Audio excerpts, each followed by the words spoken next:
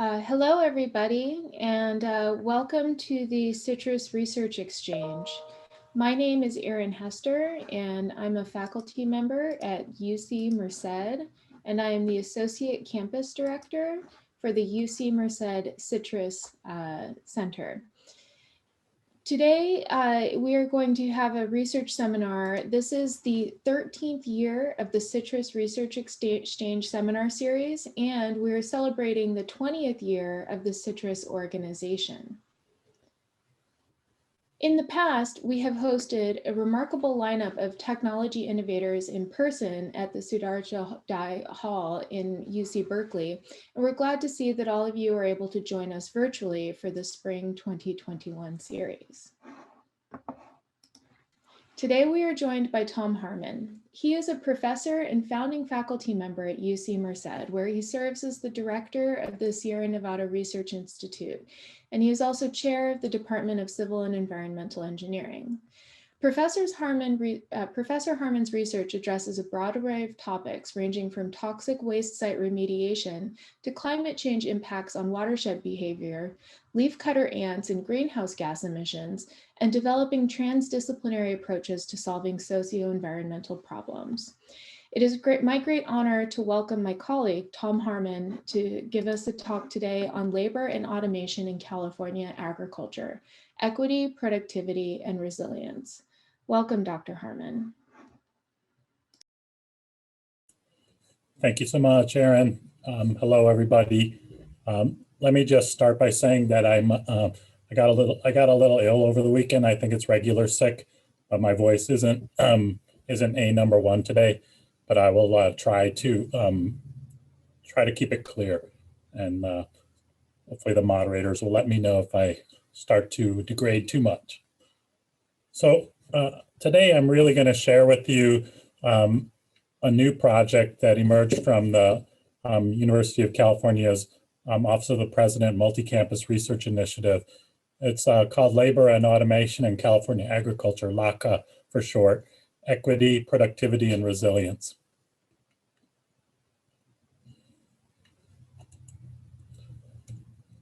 First, let me introduce the investigators. In this project, we're working at the convergence of agricultural technology, environmental sustainability, and labor. And we have experts from all these categories, from the UC Merced campus, mainly in the environmental area, but a little bit in the AgTech area, with Stefano Carpin, who I know you're familiar with in this CITRIS audience. We have labor experts and human ecologists from UC Davis, Martin Kinney and Ann Visser. And we also have cooperative extension folks, of course, to help us figure out our way around on the farms. We'll be looking at three big areas of agriculture that we call our sandbox, and I'll get into that more. But basically, we'll be looking at irrigation and water resources, fertilization and soil fertility, carbon balances in the soil, and landscape and ecology issues. Agriculture is a huge landscape when you think about the entire food supply chain. And there's a lot of underlying and emerging issues with respect to technology on this landscape. While we can't really focus on everything, of course, we do have sort of this tiger team of great people, a lot of them CITRIS folks, working on underlying and emerging issues, as we call it. We'll talk about that a little bit as well. So let me start by sharing what our, our thinking was when we created LACA, probably in the late spring, early summer of 2020. Then I'll share the LACA vision and convergent approach, and then we'll get into the sandboxes and some of the cases that we're looking at. These are just getting underway, so a lot of questions, more questions than answers, in fact, at this point.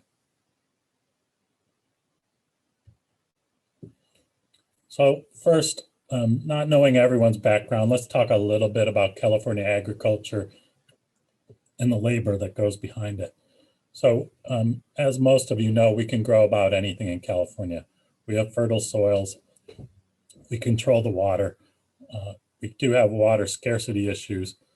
And the big crops these days, including dairy, nuts, grapes, and other things, we're starting to lose land slowly to land use change as the affordability of the coast just gets out of sight to most common Californians who are looking for homes.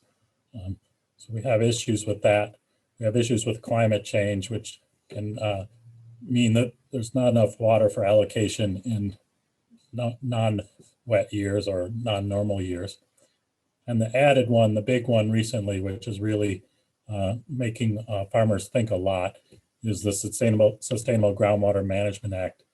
In this case, groundwater was always our backstop. When we had a dry year, we could go to groundwater, but we're starting to keep track of that because we've gone at it in an unsustainable way, and we've overdrafted that groundwater.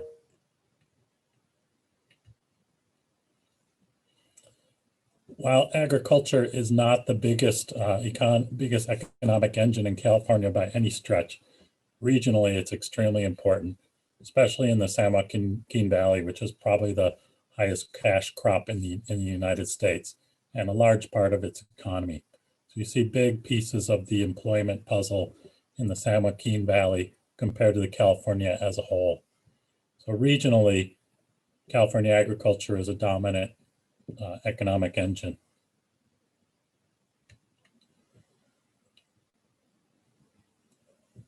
So recently, farmers are starting to see and foresee future labor scarcity issues. When they do so, they have three options. They can seek a new source of workers. That's what we've done in the past, such as bringing in workers from Mexico. They can shift away from labor-intensive crops, or they can adopt labor-saving technology, which are starting to emerge more prevalently today. So California labor has a long and controversial history. I urge you to study it before going deep into AgTech research. When we think about the Bracero programs, these were manual labor programs stimulated by World War II and carrying through the Korean conflict, brought workers legally from Mexico into California or the Western US. 400 million or more took advantage of this. Many of them were not this. Many of them were repeat customers whose visas would end, and they would just simply go out and re-sign for another hitch. But the impression was that the braceros were driving down farm wages and/or taking American jobs. These were later proven not to be the case. And in practice, although the policies had safeguards for both the non-US workers and the local workers, there were safeguards in place, but the policies were not always abided by.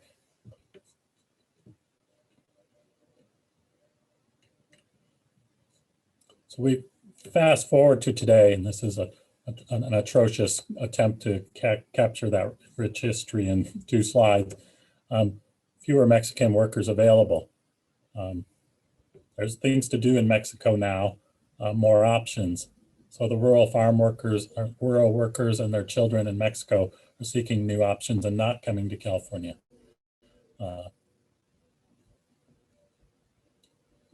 So even recently in the LA Times, there was a quote about a garlic farm in the Gilroy area. No matter how much we pay domestic workers, no matter how much we pay, domestic workers are not applying for these jobs. Raising wages only serves to catalyze the existing workforce, cannibalize. So this is sort of the beginning of the age of mechanized farming. A classic example was the UC Davis tomato harvester by Hannah and Lorenzen.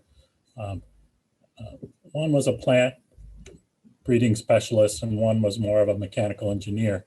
The reason that's important was that not only did we need to come up with a machine, but we need to build a tougher tomato so that the machine could do its thing without ruining the tomatoes. This was worked on by trial and error through the mid-1950s and kind of came online just as the Bracero program was sunsetting in the early 60s.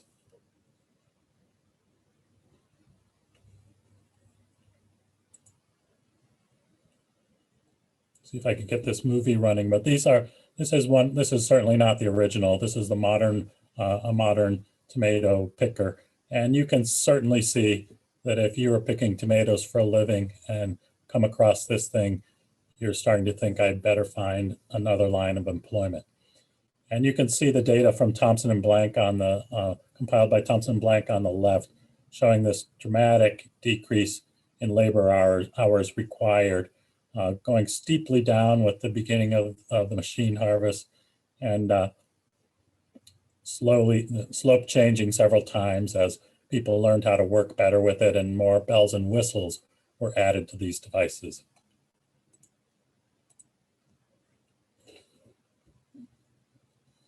Today, more sophisticated devices are coming online, and this is for the fresh fruits and vegetables markets. For these types of crops where the product is going straight to the consumer, appearance, ripeness, color are all very important, and picking is much more sophisticated endeavor.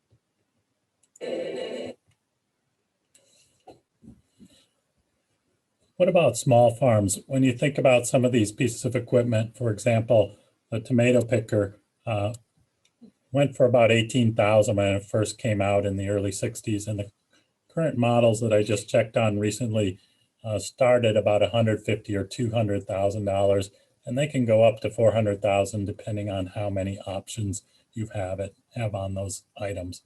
I was not able to get a quote on that strawberry picker, but I imagine it wasn't cheap. So this causes a wedge between large and small farms. Either the small farms are rapidly outcompeted and are forced to consolidate or acquired by larger farms, or they need to adapt. This points to the proposition of identifying other options for small farms. We don't have to make the most catch-all solution for every problem. This was a nifty solution for strawberry pickers that simply is a solar-powered cart that keeps the picker in a prone position, saving on the back and allowing them quickly to look right at the strawberries as they pick them. Co-ops have been developed for sharing large equipments. That's another option. Or you simply work with a seasonal labor option. The seasonal labor option has its own risks because the seasons are sometimes changing, so it's difficult to coordinate contracts and get the workers when you need them. So where are we headed with all of this? Immigrant workers, probably not. Mexico is a rapidly developing nation. It has its own opportunities. The adjacent Central American countries don't really have the numbers that we're talking about for California. Smart farms, farm smarter. Duh, we do need to do that, but how smart? And what will our food system platforms look like? Do we want a farmer's market model, or do we want an Amazon.com model, or do we want the whole spectrum?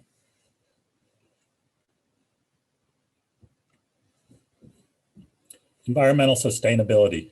In one slide here, let's say we work our ecosystems very hard in California, and it's showing. We have 4 of the top 10 most polluted cities in the nation in terms of ozone pollution here. Also particulate matter. The recent fires aside, just normally. We have polluted groundwater situations throughout the state in the farm country. This is a nitrate map, which is associated with farm fertilization or dairy waste. We have troubles with our ecosystems, the well-documented bee population issues. And what this really amounts to is that we have mostly disadvantaged communities and environmental justice problems throughout the farm country. And inequity in California certainly maps well with rural to coastal urban areas. This is a famous report, a portrait of California, that if you've driven through the state is no surprise to you. But most of the farm country that we saw is in the category of struggling California or disenfranchised California. These are their own specific Human Development Index scores, so they don't scale directly with the United Nations model, but basically the farm country in California is categorized as a developing nation would.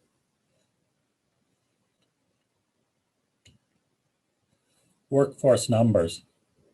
We might actually have good workforce numbers here, and we could help alleviate some of this situation if we could turn this around.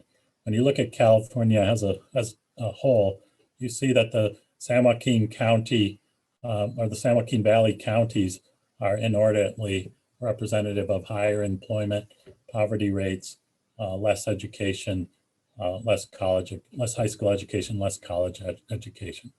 So could we shave those percentages off and turn it into real fulfilling employment opportunities as we mechanize farming? The big questions for LACA and for many of us working in the AgTech world, can AgTech gracefully fill that labor gap? Can automation-driven productivity increase and embrace sustainability? How will automation affect livelihoods? Can the LACA approach enhance them? As I was writing these slides up, I pulled this book off my shelf because I'm always struck by the work of Goldschmidt in the late 1940s, where he compared towns in the Central Valley and the impacts of the social structure of those towns as large agribusinesses took over. And I remember each time I page through that book, I have to check the copyright because it's really not that different now. I just can't believe that it's written in the 40s and here we are in 2021 and nothing has really changed that much. So the lack of vision is one of automation, the right technology which increases productivity and or quality at a reasonable price. Workforce ecology, less strenuous, safer work with equitable advancement opportunities, upskilling opportunities. The environment, excuse me, multifunctional technology that does the farm work, but we need add-ons. While you're doing the farm work, that mechanized equipment needs to also be informing about sustainability.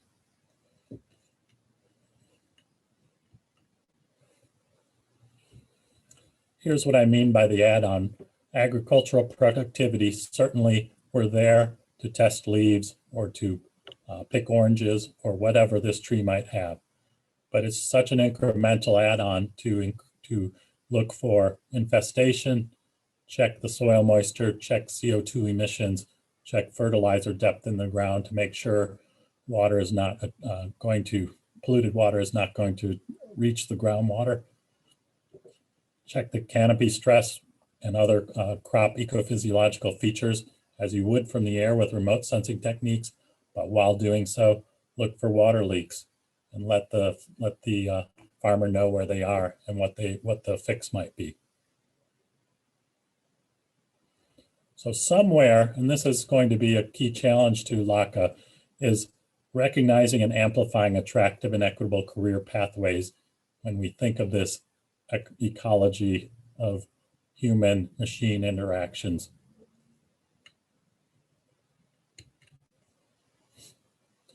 We hope to start identifying these by using a strictly participatory design process, where we design with the users in a diagnosis of uses. So step one is to get together with the farmers and the farm workers, analyze their work situation and existing tools, brainstorm solutions, create a prototype. Don't make it perfect yet because it's going to change. Bring that back, show it, debrief with the users, and modify. This will take several iterations.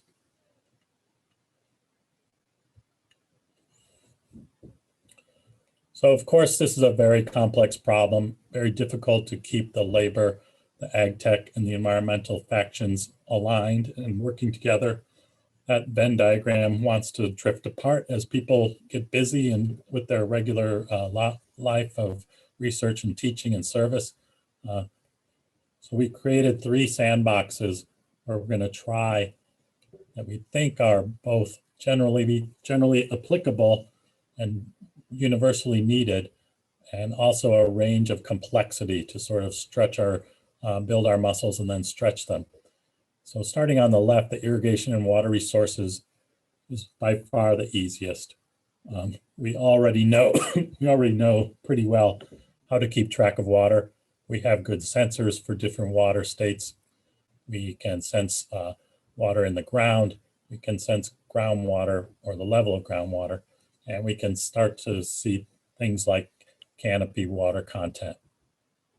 So this is kind of a low-lying fruit, if you will, that will allow us to get in right away and start to work on our approach.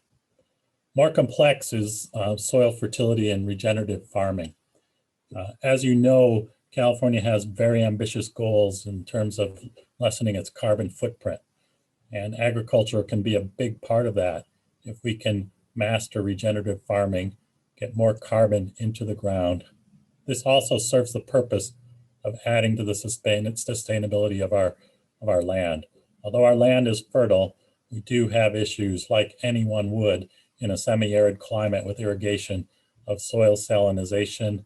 We also have loss of fertility in the soil, over-fertilization, and which has been proven out by our groundwater problems. So these things will be attacked in the soil fertility regenerative farming area. In this case, we can sense some of the issues. We can sense CO2, what's coming off the land, what's coming off the canopy. We can't directly sense organic carbon in the soil. We can do things like look at the soil microbial makeup with environmental DNA, other techniques that have been developed to look at the microbial diversity in the soil in terms of how healthy or sustainable your soil conditions are. All these things need to be brought together under this second sandbox. And then moving up a scale, we start to look at the interface of our ag landscape and the biodiversity. We've obviously devastated the biodiversity of the Central Valley, which used to be rich wetlands, but we still have patches of it. So what are the services provided by the edges or patch habitats that might be configured in the modern agricultural landscape? Can we begin to overcome our challenges with pollinators, pest and weed management, invasive species?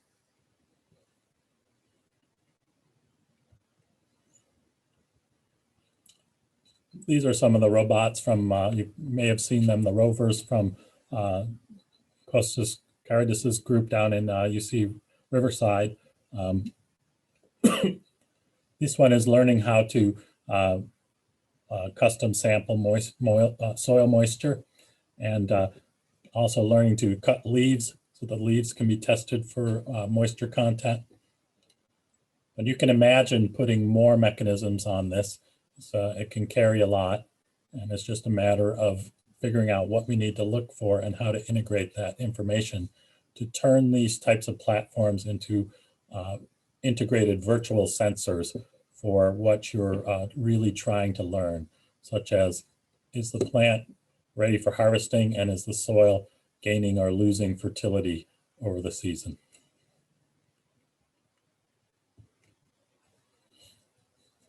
Of course, artificial intelligence and machine learning, machine vision, going to be a huge part of all this.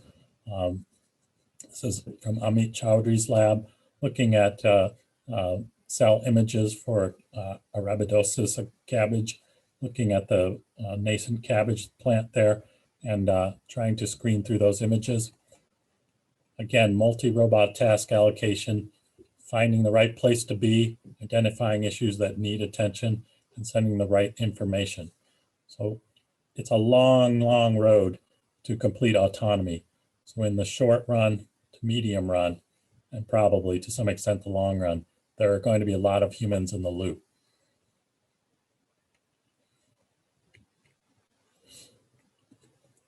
Irrigation and water resources. There's a great amount of products available right now.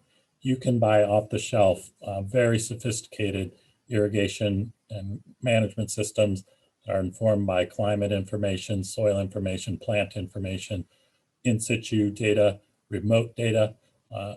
That's not a problem. It's mainly about crop water needs because the number one customer, of course, is the farmer. And so it's centered around protecting the crop, getting enough water to the crop. You've got to reduce that risk. But emerging focus in California anyway, with the Sustainable Groundwater Management Act again, is groundwater replenishment and groundwater quality protection. For example, there's a nitrogen management plan in California that is trying to get worked out right now that will help to help farmers to better see how to incorporate fertigation or irrigation with fertilized water into their irrigation routines in a way that's is respecting groundwater quality better. This is an example from agmonitor.com that I saw recently at the Fresno State AgTech symposium last week, which was just a great set of examples. And this shows kind of the sophistication level that you can buy right off the shelf right now with programmers, agronomists, and interpretations all ready to help. So you could be the farmer sitting, looking on their smartphone, checking to see which of your plants, which of your plots receive the right amount of irrigation and which ones are at deficit right now and how much you need to catch up with them. So the next steps for here are easier, as I mentioned before, but one of the critical ones that's difficult is getting to the groundwater surface water connection. It's, as I said, we can kind of do the top part of this image pretty well. We can account for the water coming in and the water leaving that box, but then it's often tens of meters down to the water table. It might not be this year that water reaches the water table. So how are we going to account for that? How are we going to account for the pollutants or salts, nitrate that might be in that water? And how do we manage with that longer term perspective in mind? But you can probably start to foresee there being times seasonally where the fields are fallow or the crop is tolerant of inundation. This has been tried for almond trees, where heavy storms come into the area, and instead of simply letting them escape to the oceans, we put them into the fields and get them into the groundwater, banking them for future pumping and farm needs.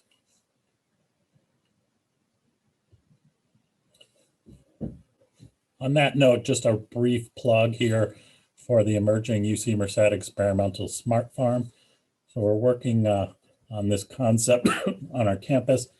It'll be a small but high-tech farm, and I won't tell you too much about it, but one of the components we hope to incorporate it is a managed aquifer or MAR component, because we are situated right on a series of large irrigation district canals at UC Merced. If you've ever been out to our campus, you'd know that.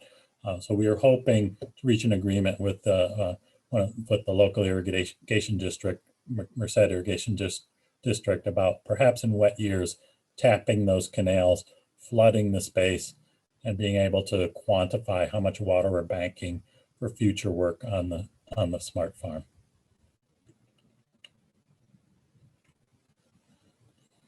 Agrobiodiversity, looking at the role of biodiversities in agroecosystems.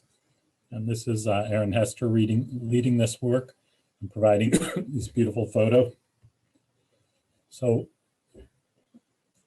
it's a long way between the biodiversity variables and the service that's provided, but we've got to try to find that link through imagery, both visible and non-visible spectrum.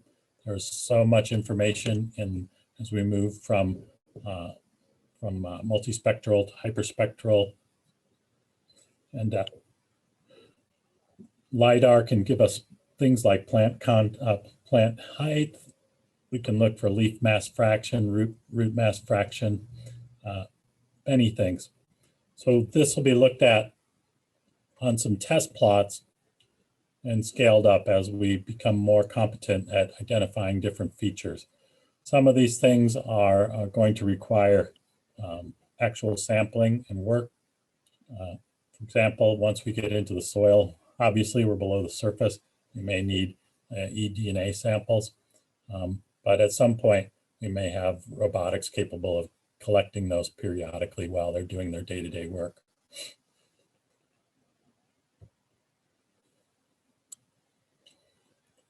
So you can get an idea of the scaling here, mapping functional agrobiodiversity. We hope to learn that, in fact, by making the agricultural landscape less of a monoculture or set of many monocultures, as you've seen if you've flown over the Central Valley, you see the patchwork of farms. You don't see a lot of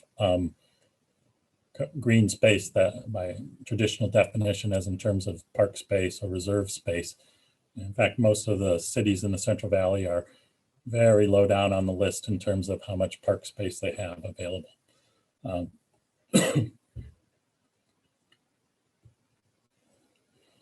So for example, has to do with the functional biodiversity recovery of a field in a multi-purpose landscape where in the wet part of the year, the floodplain may look something like this, but that will just be there for maybe weeks to months. And what happens when the floodwaters recede and that land may be going back to farming or grazing.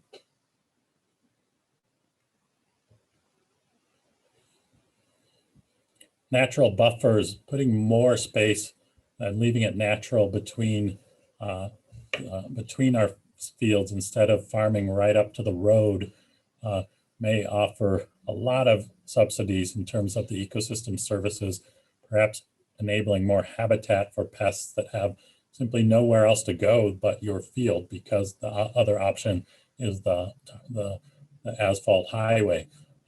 So these are sort of things that we'll be looking at in the landscape biodiversity piece of LACA.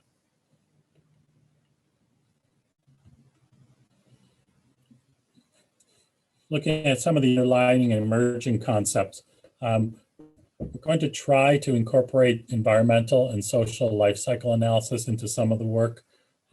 Environmental life cycle analysis is a little more, a little further along as a practice, and has to do with looking at the footprints, various footprints, energy, water, carbon of creating food from the farm to the waste.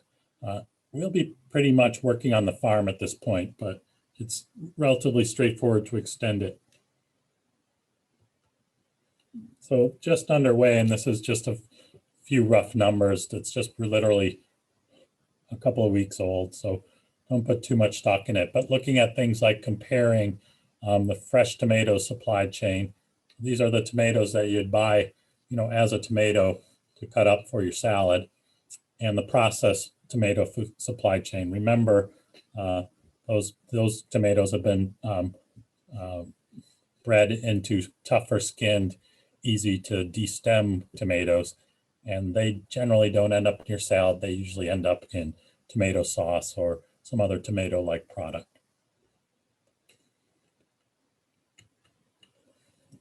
Social life cycle assessment is less further along, but fascinating to think about. And it's starting to ask questions about how our lives changed by different work conditions or by different work opportunities.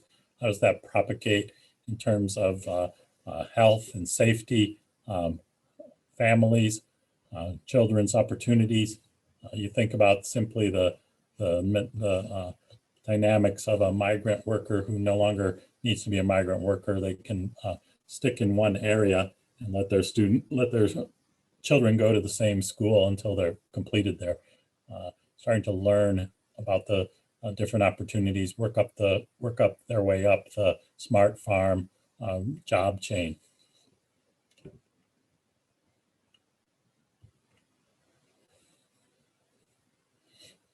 So we're looking at the future of farm work. We have to try to dissect these different case studies as we're doing the science, as we're doing the technology, and trying to watch the environment.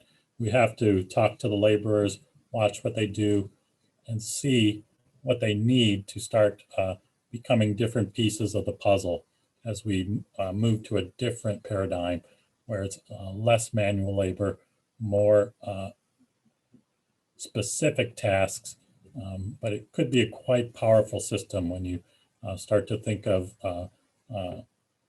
machines that can undertake most of the physical risk in a situation, and humans that have 15 or 20 years of experience of working with these trees or these vines and know exactly when a problem is occurring and why.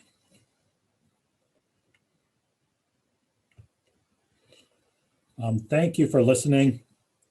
And this was the first LACA presentation, I think. And you can see us. Hope you'll check in with us. We just launched our website and we hope to get it populated soon with some good content. We have a LACA funding co-op, and it's been going very well. It takes a lot of gear and a lot of students and a lot of staff to start thinking about these big problems. And we couldn't be happier with our group. Everyone's been diligently and successfully bringing in the right kind of funding to keep us all going. We always need advice and feedback and connections. We're all fairly disciplinary specific, although as interdisciplinary as we can be, but we like to hear from the experts. We like to hear from the people in the trenches and the farmers to keep us on the straight and narrow in terms of relevance. And that's it. Great. Well, thank you, Dr. Harmon, for the exciting overview of what promises to be a lot of impactful research to the state and to the country and the world as your project moves forward. There are a number of questions that have come in from the audience. The first one is a question about migratory labor. Lee Bernanke asks, how has climate change impacted the phenology or the timing of labor? And is that part of this program? That's a great question. You know, I think that from what I have seen, as the massive numbers of laborers began to decrease in California, there was some really good organization by labor organizations into small, nimble units that can move with the ripening of the crop. And they can keep themselves employed throughout a long harvest season, as you imagine them moving from, the Imperial Valley up to Salinas and over to the San Joaquin and going, grapes one week, almonds the next week. Of course, that works really well if you have the exact same weather every year. And climate change certainly is throwing that for a loop, particularly in the semi-arid Mediterranean climates like California. And if things shift by a couple of weeks, the the train is derailed, so to speak. It's difficult to adjust on the fly. I guess they have to some extent, but it just makes it more risky. So while I think that will always be part of the equation, I think the mechanization can help reduce that risk, hopefully. Great, thank you. There are two questions that have come in about alternate farming modalities compared to the large fields. So Angel Fernandez-Bu asks, do you think California or the Central Valley will ever start using more greenhouses? They're in some ways easier to automate and can produce higher quality vegetables and are maybe more intensive, but give you more control. And Rosie poses a similar question around your perspectives on vertical farming and opportunities. Well, you know, if you know any farmers, you know that they're probably as innovative or more innovative than a lot of us researchers. They are always looking for a better way to do things. I think that the greenhouses and the vertical farms may go hand in hand with the development of California's carbon goals, whether things can be managed effectively in the conventional sense, or do we need an enclosure? Anything that adds more control and less risk is attractive to the farmer, and then it becomes a matter of the cost versus the payoff. I would say probably on both accounts that both more greenhouses and more vertical. I hope we'll see more vertical within the urban areas as well, speaking from Merced's perspective.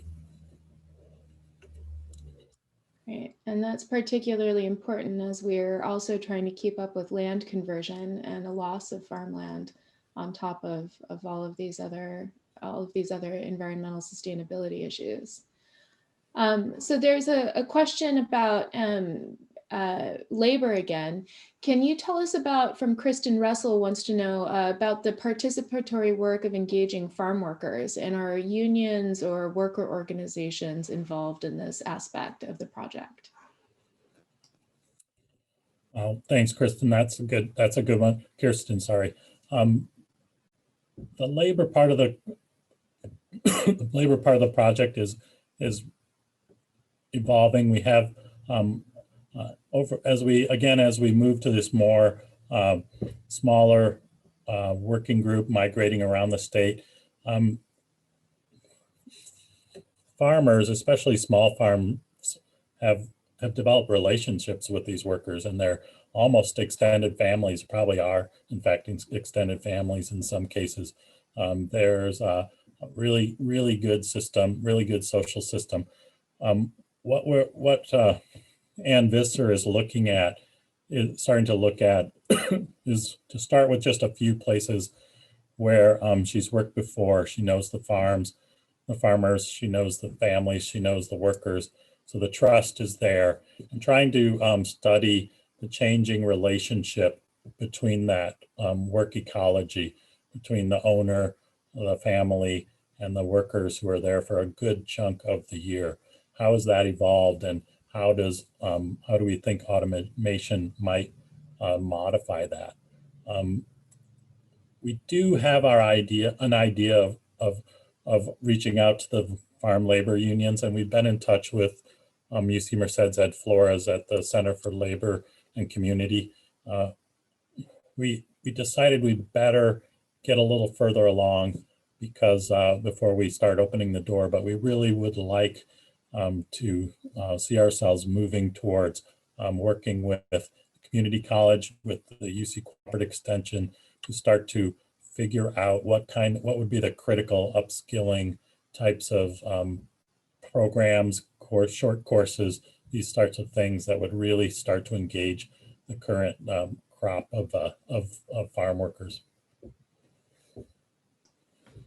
And building on that question, Lee has a follow-up question around this idea of providing more stability for these migratory farm workers. And she asks, what other social values are embedded in this research in the future of California agriculture?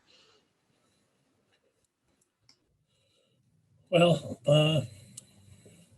I think that we'd really like to see some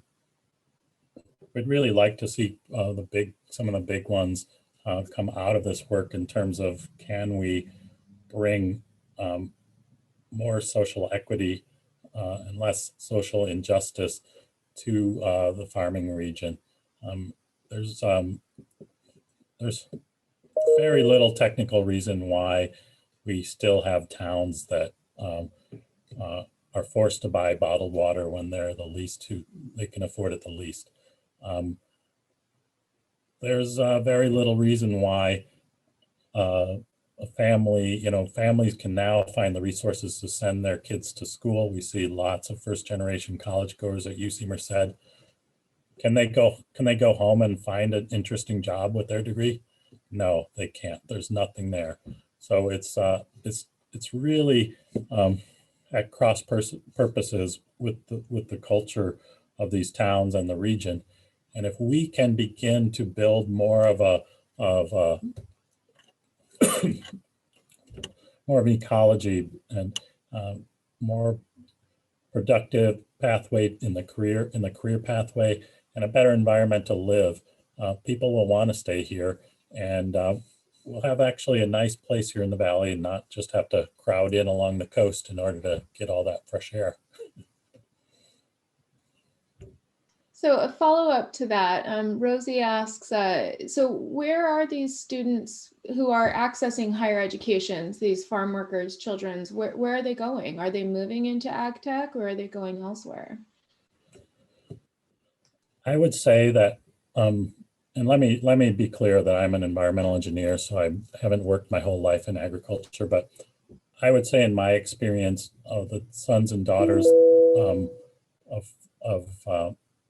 I'd say, let's go with farmers. Let's talk about farmers and farm workers.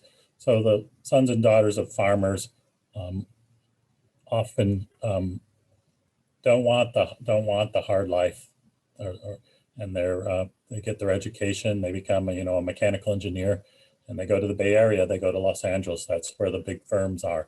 There's no big offices anywhere in the valley. Some of them come back. Some of them find opportunities. It's a really limited space. You could be a city engineer. You could work for an irrigation district. They're nice jobs, don't get me wrong. There's just not a lot of them. So then let's talk about the sons and daughters of farm workers. These kids, I find, are practically instructed to get away from the farm.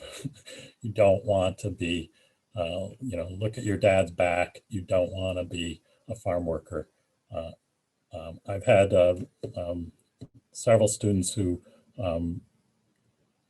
it's gratifying and horrifying to watch these students succeed with their degree, and everybody's ecstatic, first in their family to get that degree, but then there's the going away party, because the job is out of the area.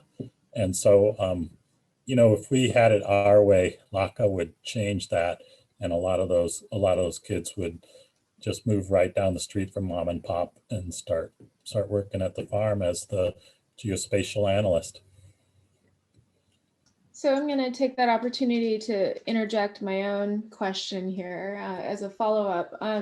So given that we have such a difficult time right now in California and nationally attracting students to the future farm work, in the future workforce of farming, do you see an opportunity for this participatory design process to maybe re-engage those future students?